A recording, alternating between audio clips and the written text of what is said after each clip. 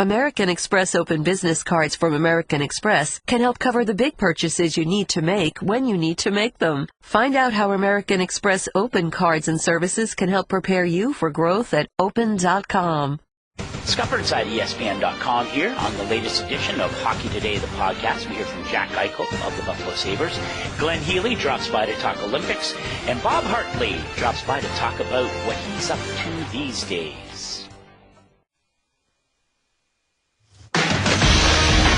This is Mike and Mike on ESPN Radio and ESPN2.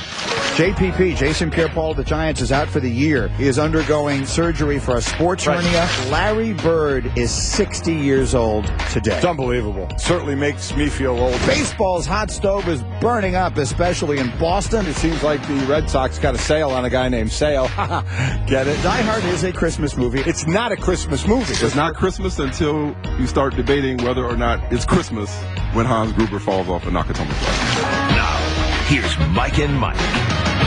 Here we are, Mike and Mike, on ESPN Radio and on your TV on ESPN2. We're presented by Progressive Insurance. Our guests on the Shell Pennzoil Performance Line. Our thanks, as always, to Mike and Jamel, who stopped by. I didn't get to ask Jamel the question I wanted, so Golic, I'll ask it to you, because you're a man who understands etiquette. Certainly. I don't know about that, but whatever. Seemed like something to say. Yeah. So yesterday I had an event to go to, and today I got a note that said this as well, and people are walking up to me, and they're offering condolences about the Jets. I mentioned that Seth Meyers did me a huge favor yesterday, and I'd like to thank him again publicly. He is such a nice guy. You all know Seth Meyers from his days on Saturday Night Live and now his show on NBC, and he's a Northwestern alum. And I was hosting an event yesterday that was supposed to be with Northwestern football coach Pat Fitzgerald in Manhattan. And last minute, like 2 days before the event, which had been planned for weeks and weeks, because of the bowl game that we got into, Pat Fitzgerald had to cancel. And I really didn't want all the people who were coming to see him to be terribly disappointed. And it happened to be in the building where they tape 30 Rock, which is where they tape Seth Meyers' show. So I just sent him a note. I don't know. We were not close friends with him, but, we know him a little. And I sent him a note, and I said, listen, is there any way you could just pop in for 10 minutes? And without even hesitating, he was like, what time? and I gave him the time, and he showed up, and I said, do you need anything? No. He didn't need an entourage. He didn't need security. He just walked in the door. Right. So he couldn't be a nicer guy. So my thanks to him again. And so I sent him a thank you note, and he just wrote me back. It was fun. My pleasure. Sorry about the Jets. Yeah. I receive condolences as though a member of my family has died because my season, the team I root for is terrible. You bring that on yourself. I don't want to hear it from others. You do it. You act so hurt and downtrodden and beaten and destroyed by your Jets. That's why they ask. So you do this to yourself. You self-inflict people asking you how you are. How about that? Well, I don't mind them asking me how I guess my question is, what's the answer? Say devastated. Say, I don't know if I can go on. Sorry about the Jets. So I should say, thank you. I appreciate I'm that. Devastated. That means a lot to me at a time like this. Thank you. I'm going to try and pull through, and your words of encouragement will go a long way in pulling me out of this funk. It's friends like you that help me get through this. Go. Exactly right. Because, it's so hilarious because there's a part of me that, yes, I am. I'm disgusted. Yeah. I'm beyond disgusted. Right. I've reached the point now of total indifference. But then there is also a part of me that is walking around like just in a funk, like in a mope. You take it too hard. Don't. Well, Notre Dame's season went south. And it was a terrible year. I'm just fine. There were but people must walk up to you and say, oh, sorry Notre Dame had such a tough year. Yeah. What do you say? I'm like, it was a tough one. And I keep moving. I mean, what am I going to say? It doesn't affect me. My kids aren't on the team anymore. I do know some of the players. I feel for them. But, I don't like seeing Notre Dame not play well. But, okay. We move on. All right. Let's move on then to other matters. We have two pieces of news that have broken during the show that we've been on this morning, starting with the New Oregon coach. They have found their man, and that man is Willie Taggart, who leaves South Florida after having coached there for a few years, went 10-2 this past year, and now he goes out to Oregon, right? Which is, are they a sleeping duck? I mean, that's a team that, were they? Well, we know the talent that they had, and they've fallen off a bit, so where is the cupboard? You look at the jobs that were filled. And we all say that the job Tom Herman got in Texas, he's probably got, a cupboard that's so full of what Charlie Strong and what he brought in. So you look at that and you want to see the other end of the spectrum, it's got to be because as with Taggart going to Oregon, you have Matt Rule who left Temple to go to Baylor. You want to talk about a Temple or a cabinet bear. I mean, their guys are just bailing left and right. I heard Reese Davis, doing an interview talking about this, talking about the first thing, if I were Matt Rule, is I would fire every assistant because they seem to be doing stuff behind Jim Grobe, who came in for the 1 year. Let's play that. What? When you mentioned that, I didn't get to see it. And if this all went on, I would do that too. And I would just walk in and I wouldn't even bring those guys in and say, pack your stuff and get out. Let's hear from Reese Davis. This was him yesterday on ESPN. I wouldn't be surprised to see Baylor take a little bit of a dip, not only because of the recruiting class that I mentioned, but they lost several guys from the previous recruiting class when the scandal happened. And also, in my judgment, he needs to completely clean house of everyone associated with the Briles era at Baylor. They've shown a remarkable amount of disloyalty to Jim Grobe in his 1 year there, having things happen in the periphery, whether it was sending out tweets in support of Art Briles or people showing up post-game in the locker room without Grobe being aware. Those types of things, I think, did not speak well for the people who were left behind. And in my judgment, the first thing he needs to do is clean everybody out and start from scratch. And if he chooses to do that, that might mean a little bit of a step back. But I think ultimately, if Baylor is patient, that Matt Rule will win there and establish the type of culture that they can be proud of. And I agree. Some of those things in a vacuum don't seem like big deals. But when you go on during the season, Jim Grobe went on there to help them out. Right, went in there to help them out for that year, and certainly kept some of the staff there, and one was Briles' kid, so you understand loyalty there.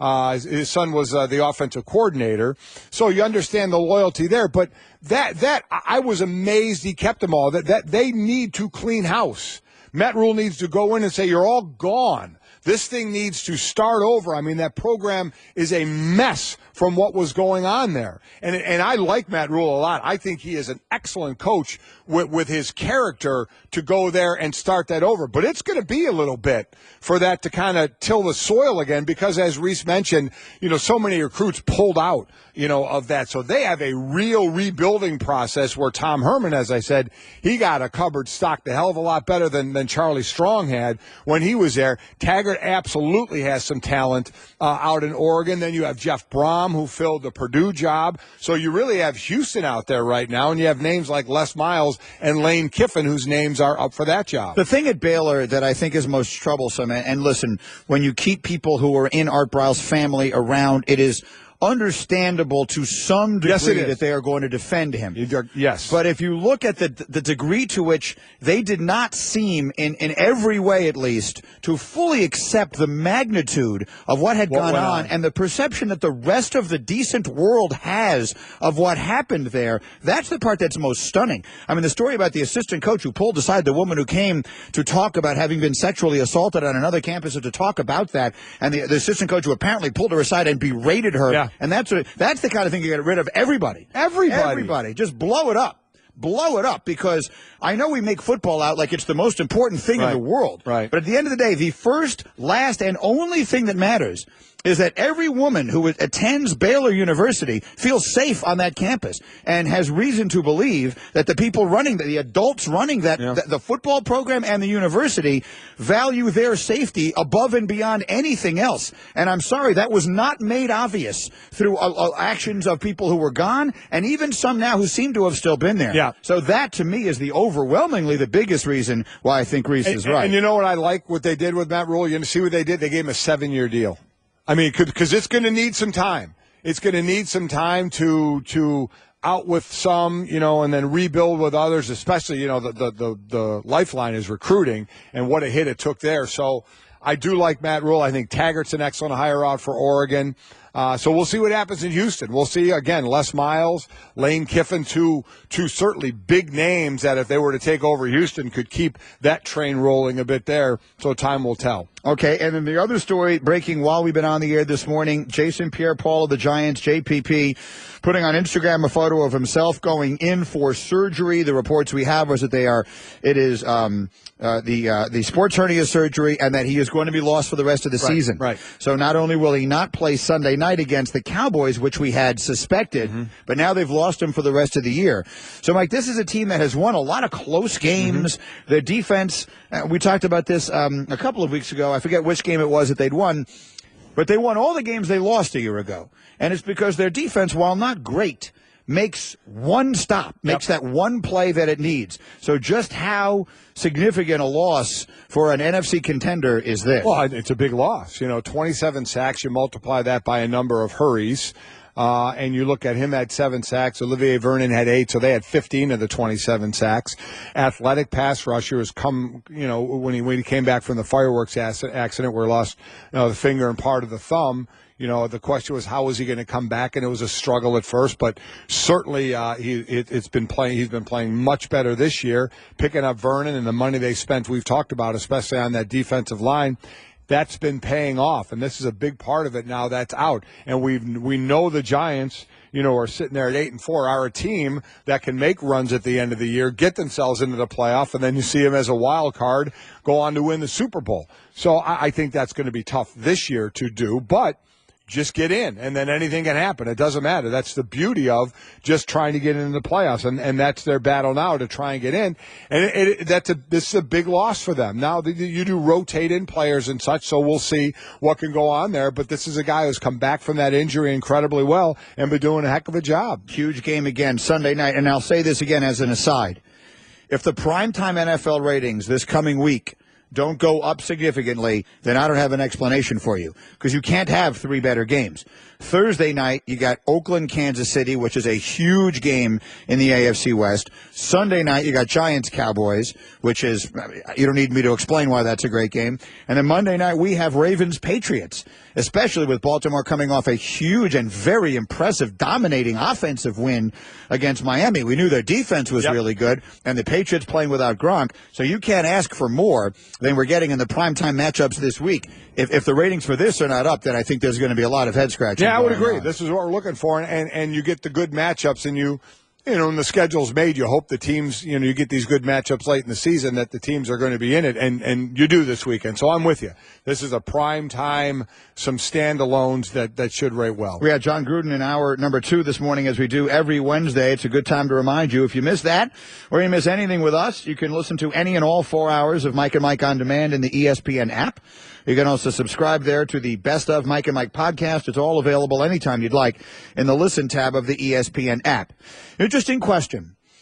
Winter meetings, red hot right now, and the big deal that was made yesterday, Chris Sale, whom we had heard was headed to Washington instead, and Buster Olney said he thinks this was a nicely done job by the White Sox of driving up the asking price, getting that word out there, and ultimately getting a huge package in return from the Boston Red Sox. So Sale is a terrific pitcher, and we heard Timmy Kirkjian say that if the playoffs started now, he would start game 1 for a team that has David Price and the American League Cy Young winner. But that Sale would be their game 1 starter. He's a terrific pitcher. But that they get a huge package of young players back, including a pitcher who throws 105 miles an hour, and Yoan Moncada, who is the number 1 prospect in the sport. So it raises the interesting question.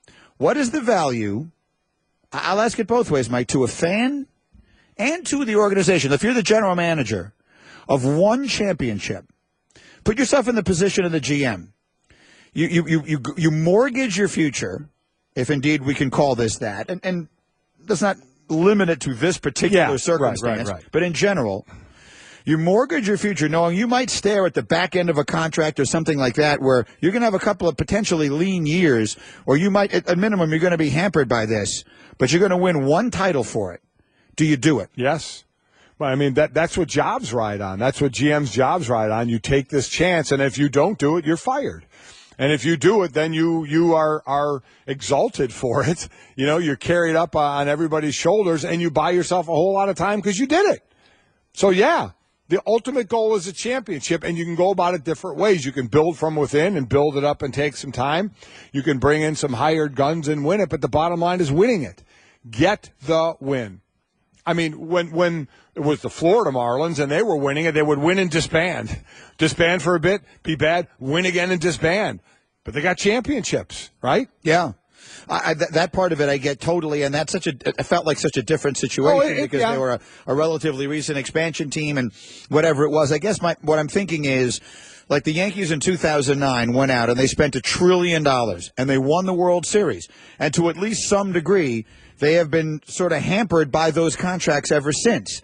Now, Yankee fans are different than fans of any other team because they consider this a drought that they haven't won since 2009 because the team has won 27 championships.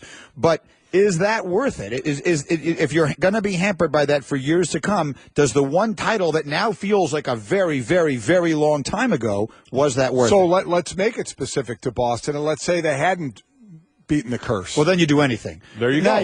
So a lot of it is the situation that you're in. But they have a couple, so it's like, so we asked that question. If they hadn't won those, this would be a no-brainer.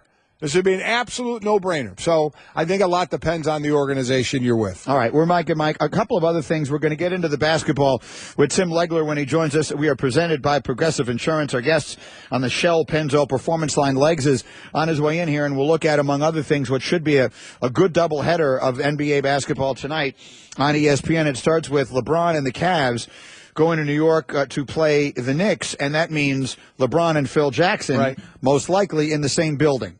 And we all recall the controversy that was created when Phil did that interview with Jackie McMullen a couple of weeks ago. He referred to the group of friends that LeBron James has had with him basically since his childhood, who now make up his business associates and businessmen of their own as a posse, and that turned into a big deal. Phil Jackson did address this. He did.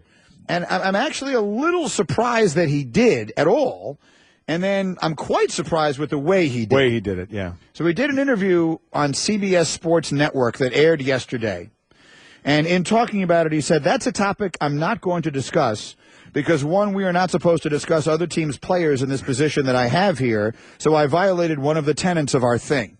That part of it I totally get. Yes. And Carmelo made that point as well when he said a couple of weeks ago at the time. Why are you talking about it? Why is he talking Why about are you LeBron? talking about LeBron? Exactly right. So that part of it we think Phil got right. Yes, that part Phil definitely got right. Why are you talking about another team's player? Then he referred specifically to the word posse, and he said, the obvious thing is the word itself carries connotation, and I just don't understand that part of it, the word. So I guess word choice could be something I could regret, but talking about other teams' players, that's out of the box. So he's definitive that he shouldn't have talked about another player, but as far as the word he used, let's be honest, he hemmed and hawed about, well, maybe the connotation, should I have used it, it carries it, I don't understand it. I don't know what you don't understand, basically, when you, as you said before, Phil defined it in his book.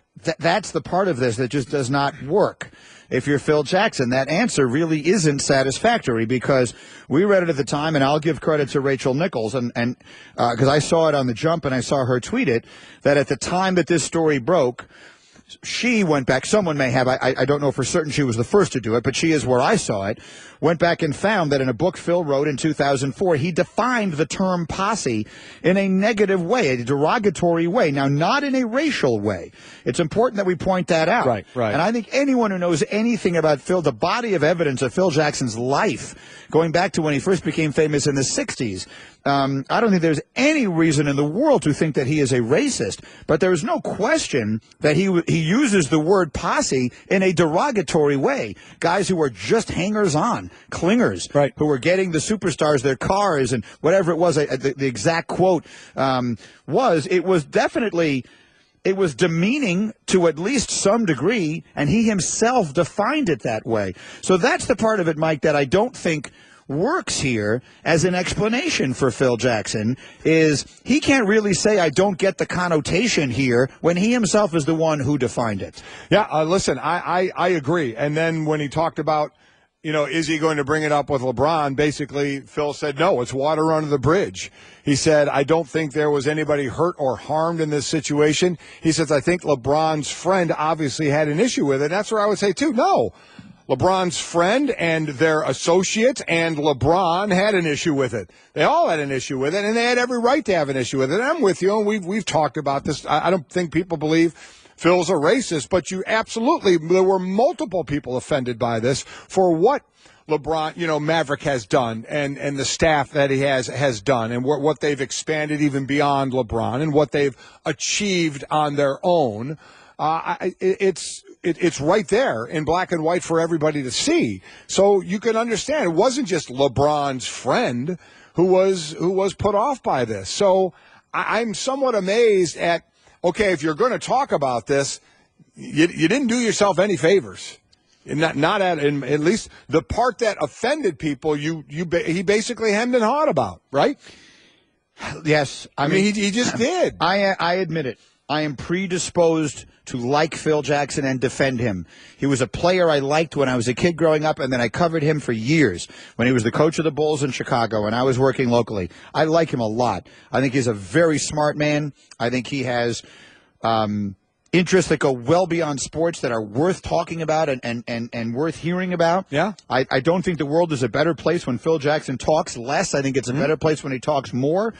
But in this particular instance, I think he really he's just in the wrong. There's no other way about it. He's just flat in the wrong, and you just said it exactly right. His explanation of it or his non-apologetic apology for it almost makes it worse. Yeah. So I think that's the reality of the situation, and we'll see. I'm assuming he'll be at the game tonight. Obviously, LeBron will be there. Both of them have made it clear they don't have any need to talk to each other about it, so I don't expect there'll be any interaction. I don't either. Between them, and we'll just see. Or you think LeBron goes out there tonight looking to put up 50? You think? And then he'll give me the over-under. And then he'll say that when he's asked if he puts up 54 tonight, and he's asked, did that have anything to do? Oh no, I'm out there playing back. You know the answer you're going to get, but inside, I can't wait to. How about this? One. If he's got 60 through three quarters tonight, he stays in the fourth. He plays the fourth quarter. Tries to stay him out. So, I'm back in the game. I still wish, and Legler's about to come in here. I'm going to ask him. I still wish that Kerr had left Clay out there. I maybe I'm on an island on this. I would not have had an issue with him leaving him out there. I would have liked it. I could see it both ways. I absolutely could see that both ways. And the Knicks, for those who are not paying attention, the Knicks are playing better. They're good. They're not great, but they're good. So hopefully this will be a good game tonight. Mike and Mike presented by Progressive Insurance. Our guests on the Shell Pennzoil Performance Line. Timmy Legler in our studio after a word from 1-800-Flowers. Mike, the holidays, so many presents, so little time. As much as we'd like to, it's impossible to make it to every loved one's Christmas celebration. And with family and friends all over the country, you can't be two places at once.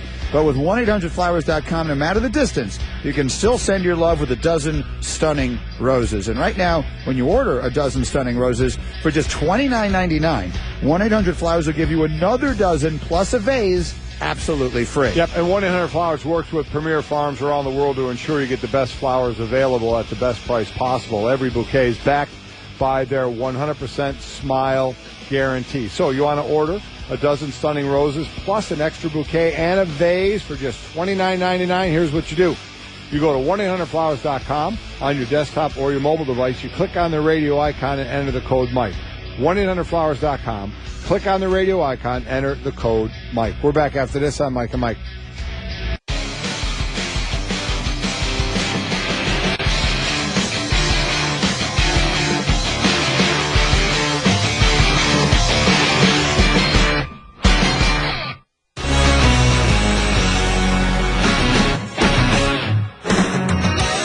Mike and Mike, our Checker Sports Center headlines begins in Oregon, where they have found their new football coach, Willie Taggart, leaving South Florida, where he went 10-2 to take over the program with the Ducks. Basketball performance of the night last night belonged to John Wall. He scored a career-high 52 as the Magic beat the Wizards, so it came in a losing effort. And in baseball, the Red Sox acquired Chris Sale from the White Sox in exchange for 4 prospects, 2 of whom are extraordinarily highly touted. Mike and Mike, our Sports Center, brought to you by Campbell. When you need something hearty to fuel up on fast, grab a can of Campbell's Chunky Soup packed with big chunks of meat and vegetables, and now in 50 flavors. Campbell's Chunky Soup, a hearty way to fuel your game. Find your flavor at chunky.com.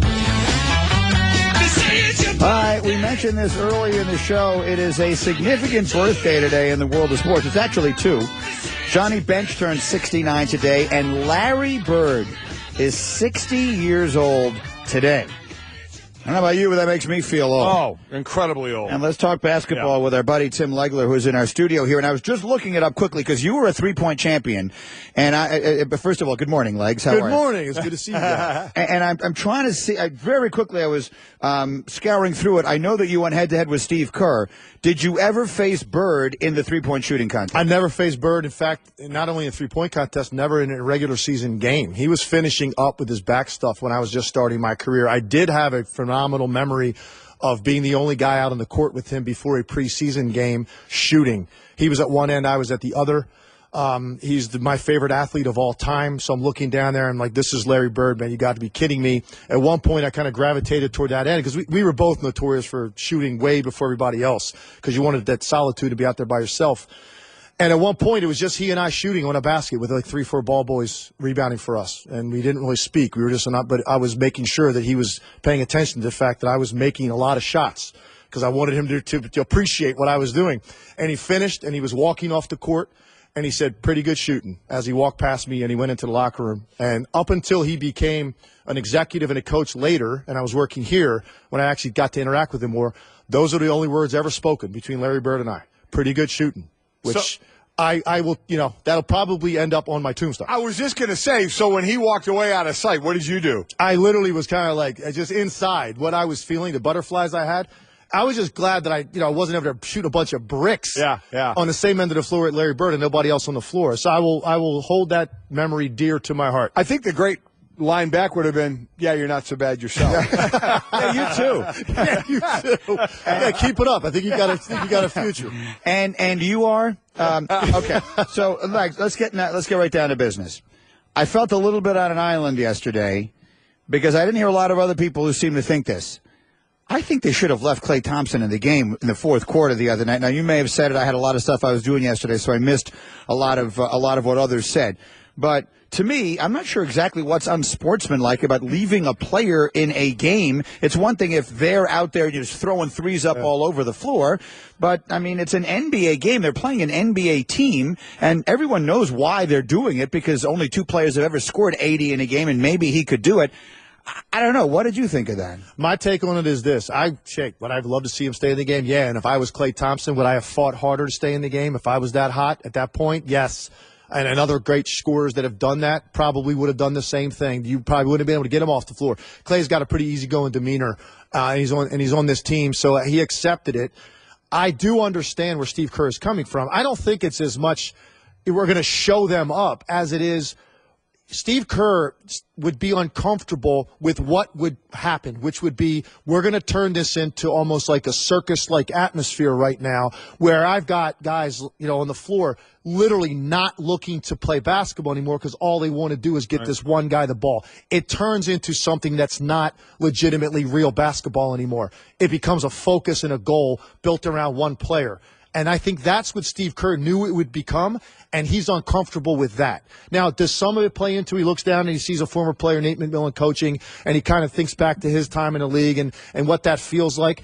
Yeah, probably a little bit of him thought about that. And I don't think the injury thing that people bring on, I think it comes into a coach's head ever. Well, if I let him play, maybe he gets hurt. No, you expect guys not to get hurt. So I don't think it was that as much as it was, what is this going to look like if I leave him in, knowing that the only reason he's in is to see how many points he can score, and now I've got guys on the court that aren't even playing basketball anymore. They're passing up shots so Klay can run around and just shoot every time he touches it. And I don't think Kerr wanted it to become that. Kind of ceases to be a basketball game at that point. It does. Yeah. As far as what he was doing, now, as a former defensive lineman, that's not really – I've really never come out of a game and said, man, I was in a zone. There's not a whole lot of zone there. There's a zone in golf when you're hitting your shots. There's a zone in shooting. And so I'm sure you've been in them as a shooter. Can you even explain it, or is it just something that just happens? It is a feeling when you get into locked in like that it's incomprehensible to you that you can miss at that time. Doesn't matter how many guys are on you. It doesn't matter who's in the proximity to you. It doesn't matter what kind of shots you get. You just need to get your right hand free, and it's going to go in because you're so locked into your depth perception and your touch and your feel and everything. Your biorhythms are just perfect. They're perfectly in sync that you just can't wait to touch it again. And the thing that I marvel about with Klay Thompson, and this touchscreen alluded to it, I don't know that I've ever seen a guy, run more and run harder and run longer and more consistently and make the right read every time on every screen, and every time he's supposed to cut, he cuts. Every curl's a curl. Every fade's a fade when it's supposed to be like Klay Thompson. And it's exhausting. And I don't think people give him enough credit. We marvel at his shooting and the skill that goes into it. You have to marvel at his conditioning, his physical conditioning to be able to run guys into the ground. Because even Paul George at the start of the third quarter, he hadn't guarded him much in the first half. You could see. He was like, you're not getting any more. And that lasted for 2 or 3, 4, 5 possessions. And then all of a sudden, he got open like 5 times in a row because even Paul George was like, you know what, enough's enough. Yeah. This is ridiculous. There's a reason we have guys on the team to guard guys like this. Like, he didn't want to do it anymore. And he gave up on a few plays, and Klay hit a few more threes because he's relentless with his conditioning and his running. And that's what sets him apart from a lot of guys. Tim Legler in studio with the Straight Talk, brought to you by Straight Talk Wireless. Best phones, best networks, half the cost. So obviously they're great and they're fun to watch, and everything that we thought Golden State was going to be, for the most part, they are. So I'll ask you this. What is the Achilles heel? If something ultimately does beat them, what is it? If they don't win an NBA title or get out of the Western Conference, let's say they lose in the conference finals, one of those two things happen. It will be, assuming no catastrophic injury, it will be because at a critical time in a playoff series against maybe the Spurs, maybe the Clippers, whoever it ends up being, at a key moment in like a 2-1 series, they are in a tight game late and they go for the kill shot every time down the floor. That's when they're susceptible, and a perfect example of it was the double overtime game they lost to Houston, which by far was the most entertaining game in the league this year. They shot 14 threes in the last 15 minutes of the game. Last, I think, 5 of regulation and both overtimes, they shot 14 threes in 15 minutes. And they were so anxious, each of those guys, to take that kill shot and end it right now, that's where they're susceptible. Against a really bad defensive team in Houston, they were taking that shot and bailing them out from having to guard them. And any one of those 3 guys can beat their guy off the dribble against that team and get into the lane and get something easier, or at least get a dribble drive, then a kick out to a guy that's got some space and squared up shooting a 3, rather than one pass up the sideline, shoot a 3 with a guy in your face with no offensive rebounding. So if you want to say, what do I think could happen to them?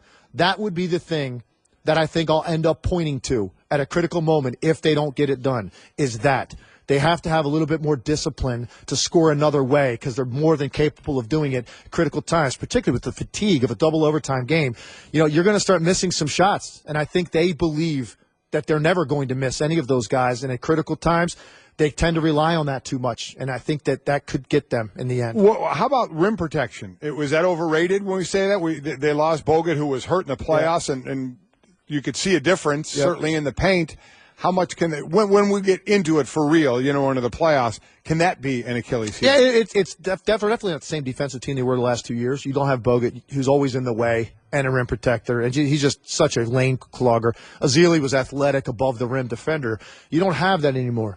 It's a problem on certain nights, but what they're showing you is they're so good offensively that's not going to matter as much. That won't be why that they don't win a championship, because they can't protect the rim. Because even when you watch the Cleveland Cavaliers, right, and LeBron and Kyrie are in there quite a bit, but Cleveland shoots a lot of threes too. That's the way they're designed now.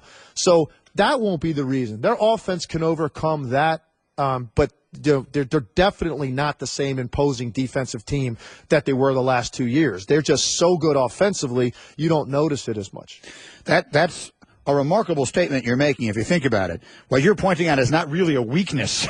Like, I'm looking for an Achilles heel, and you're saying, well, they need to have more discipline and all that. My point is, that's not really a weakness you can attack. There's nothing there that you look at and you say, all right, well, we're Cleveland, we're the Clippers, we're the Spurs. We're going to beat them because we're going to expose this weakness. That's really, if that's their biggest weakness, that's really an enormous statement. Well, think about what we're talking about with this team offensively now when those 3 guys are on the court together. First of all, you got the perfect 4th guy in Green to facilitate, and just his role and what he does is perfect fit for these guys. But there's never been a team in the history of the league that, clearly Steph and Klay, I think we would all agree, are the 2 best shooters in the NBA.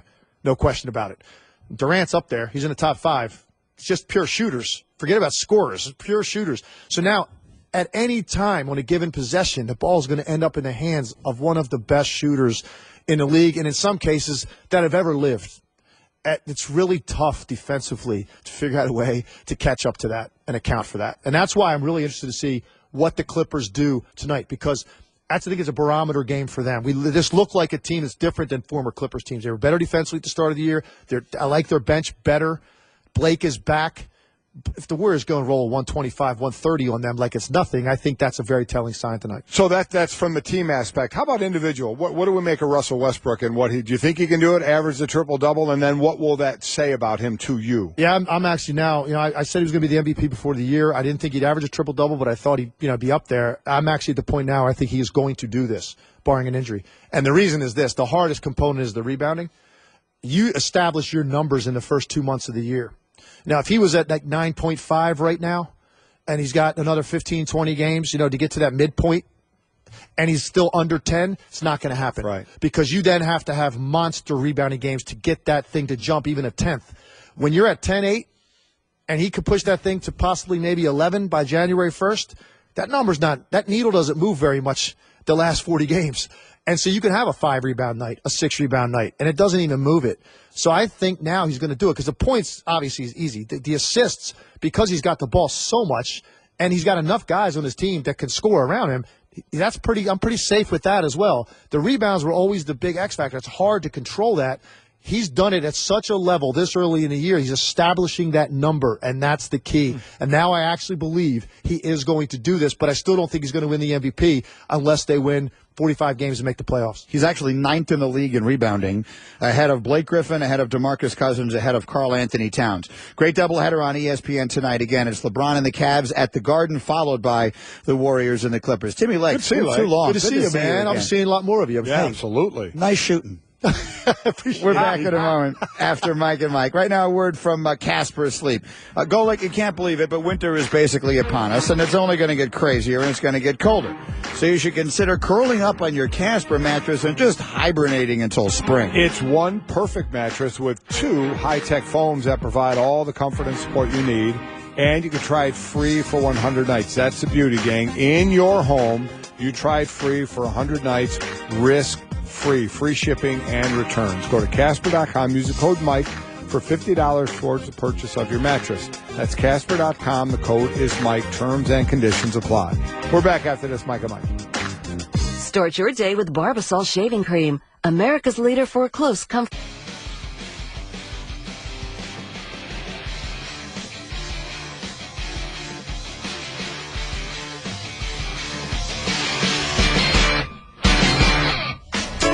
Mike and Mike, our Sports Center is brought to you by American Express. Hey, American Express card members, you don't want to miss this. Now through December 31st, there's a big reason for you to shop small at local stores in your neighborhood. Learn more and enroll your eligible card today at americanexpress.com/shop small offer. Terms apply. All right, we have some business to take care of, Golic, before we run for the day. First, okay. I'm really curious to ask you this question. All right. So Tim Legler said that he was shooting on a rim. It was just he and Larry Bird at one point, and that Bird was his idol, his favorite player ever. And that one time, hours before a game, it was just the two of them shooting at a rim, and that walking off the court, Bird just looked at him and said, pretty good shooting, which anyone who knows anything about Bird knows that's like a soliloquy for him. What would have been, and from whom, the best compliment you could have received as a player? Dick Butkus. If Dick Butkus had because I was at a couple of events with him and talked with him, really, really a nice guy. But if he'd have said, like the way you hit, that would have been, because backstory there, for those that may not have heard, before every one of my high school games, before I left the house, I had a tape of a Dick Butkus highlight reel. And I watched it, because I played linebacker and tight end in high school, and then a linebacker in college before I put my hand in the dirt in the NFL. But I watched it before every high school game. Dick Butkus, watching him play, watching him hit people, watching how ferocious that he was, watching his I don't give a damn style of play and trying to just destroy people, that was it for me. So if I was ever sitting there and I talked with him and I was in awe of him, if he ever said, hey, saw you play, like the way you hit, that would have been it for me. I'd have been like, oh my God, thank you. Can you write that down and sign it? Yeah, that would have been money for me. I like that. Mike and Mike, it's a good story from Legler. I like those kinds of things. I would have thought, I was going to ask him, you're the only two out there. If you kind of let a ball roll down there and don't tell the ball boy to get it, and you kind of run after it, it's kind of by him just to see if you can start any interaction at all. All the Twitter reaction through the 1-800-Flowers.com Twitter feed. All right, Golic, is LeBron going to score 40 tonight? I'm going to say yes. Again, he's won his last 5 times there, all 4 times since he's been back to Cleveland. Great players like to play big in the Garden. They do, and the Knicks are playing well right now as well. But yes, I do think so. And when he's asked after the game, did you do that because Phil was watching and you got your little beef going on? He's going to say no, it had nothing to do with it. That doesn't affect my play on the court and blah, blah, blah, blah, blah. And we're going to know there's a little bit of oomph in there. It's just, LeBron he's not usually the type I who will agree. take over with offense. I guess is what was my point. I see what you're saying. Yeah, he doesn't. He's not the kind of guy, his role and all that kind of stuff. But I could see him tonight going nuts offensively. So we'll see what happens there. My next one is: do you think the Clippers give the Warriors a loss tonight? Listen, they can. I mean, the saying they got to lose some game somewhere. Yeah, they win tonight. They do. Clips win tonight. Good doubleheader on ESPN. Really, really is. Throw in the Notre Dame and UConn win. Well, I'm going to get to that. Okay. I'm going to say no. Golden State wins. Okay. I'd like to see the Clippers win. I would. If you're asking me who I want to see win, I'd like to see the Clippers win as well. But I think Golden State will win. Golden State is they're scoring at a ridiculous rate right now. Yeah, well, they have a couple of guys who can score. And then, so those are the 2 games that are on ESPN. And then on ESPN2, we have what will be the best women's college game, the most intriguing women's game of the season. UConn taking an 82-game winning streak into South Bend to play Notre Dame. Now, that's where famous streaks go to die. Notre Dame are streak breakers. If you know the history of Digger Phelps and UCLA and everything else. But, Mike, we got to get Rebecca Lobo. Are you willing to make a wager on the Notre Dame victory tonight? Obviously, Rebecca is scared. Because we brought this up 2 hours ago and we didn't hear from her. Well, she's either scared or otherwise occupied for 2 hours. No, you know You're what? calling her scared. You owe her. By the way, you've lost the last one. You haven't even paid up. What is it? She has to come to me for the pay up. I'm not seeking her out. You did not make. No, we had a bet. I forgot what it even was. But I lost. But I got to wait for her to come to me to say pay up. Pie in the face. Listen, I don't know. Pie wager. The bottom line is That's the new standard here. Even if she's not watching the show, enough people are listening that we have mutual friends that would get to her and say, Golic's calling you out. And you know what? She's scared. Pie caking. She's scared. She's going to. I guarantee you, at some point before this game, she tweets "Golic, you're on." Well, that's fine. Listen, she had her time right now. There's 30 seconds left in the show. She doesn't call. She's scared. Nope. Social media counts. So I Make the wager. Listen, I wanted to bet, but she didn't call by the end of the show. You got 15 seconds. You don't call. There's no bet. Sorry. It's the way it works. Who's going to win tonight? Notre Dame's going to win tonight. We'll find out. 82-game win streak. I'll call you, Rebecca, at halftime to make a bet. See you tomorrow, Mike and Mike. The holiday season is upon us, and it's time to get serious about your shopping. Never fear, Sport Clips Haircuts Holiday Halftime Giveaway is here. Finish off your gift list or splurge on yourself because Sport Clips is giving away $500 cash every day now through December 16th. Visit sportclips.com/holiday to register for your chance to win. Sport Clips, it's good to be a guy, especially during the holidays. No purchase necessary. Ends 12/16. Must be 18 or older to enter. Subject to official rules at sportclips.com/holiday. Void where prohibited. College football lives here. When the season began, both Michigan and Florida State had their sights set on a trip to the playoff. Over the middle, diving catch, touchdown Michigan! Now they go head-to-head in one of the most compelling bowl games this season. It's a tip, and a catch, and a touchdown! Oh, my goodness! The Capital One Orange Bowl. Coverage begins Friday, December 30th at 8 Eastern on ESPN and on ESPN Radio. It's a showdown in Miami between 2 of the nation's best. Michigan, Florida State.